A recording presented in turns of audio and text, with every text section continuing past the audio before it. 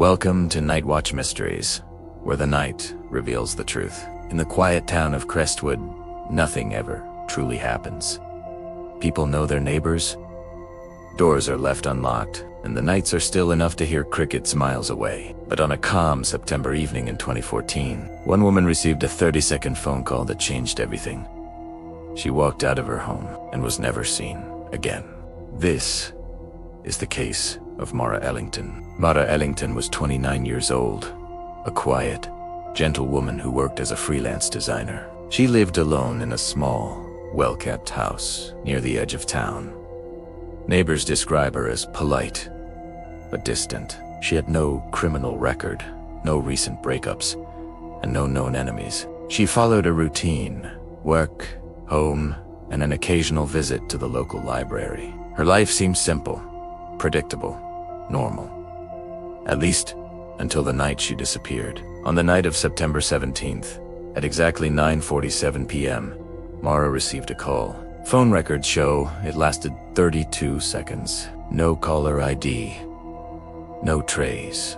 A friend who was on a video chat with Mara at the time later told police that Mara's expression went from relaxed to deeply concerned. Halfway through the brief call, Mara suddenly stood up, grabbed her keys from the hook by the door, and walked out without a word. She didn't lock her door, she didn't take a jacket, and she didn't bring her phone charger. Security footage from a neighbor's camera captured her walking to her car.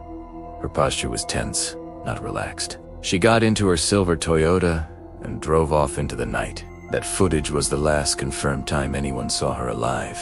36 hours later, Mara's car was found 12 miles out of town, abandoned at the entrance of Ridgeview Forest. The driver's door was unlocked, the keys were still in the ignition, and her phone was missing. The car had enough gas to have made it much farther, but it was simply left there. There were no signs of struggle inside or outside the vehicle. No tire tracks leading deeper into the forest. Mara had no reason to be there.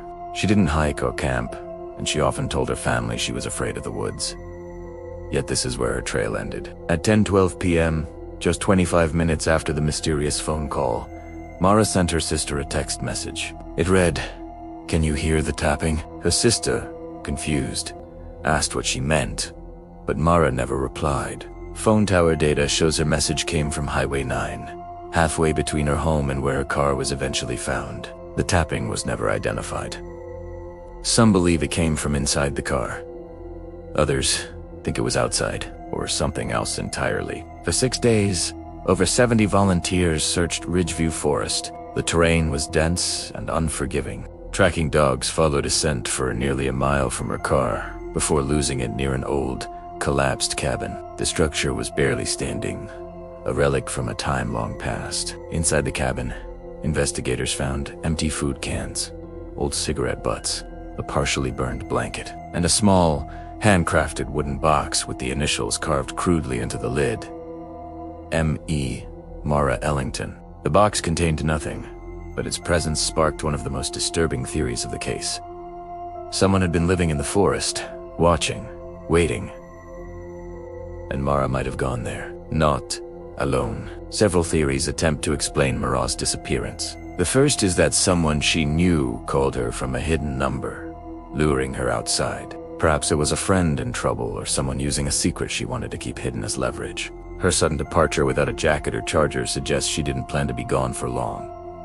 The second theory centers on a stalker. A neighbor reported seeing an unfamiliar car parked near her driveway a few weeks before she vanished. The driver was never identified. This person could have been observing her routine, waiting for the perfect moment to make their move. The phone call could have been the final step in a sinister plan. The third, and perhaps most chilling, theory is the forest dweller. The evidence in the Kavanaugh cans, the blanket, and the box with her initials suggests someone was living off-grid, obsessed with Mara from a distance. Did she know this person? Or was she a random target? The initials MI carved into the box are a haunting clue that points to a premeditated act. And finally, the fourth theory. Something inside or outside the car terrified her, causing her to flee into the forest.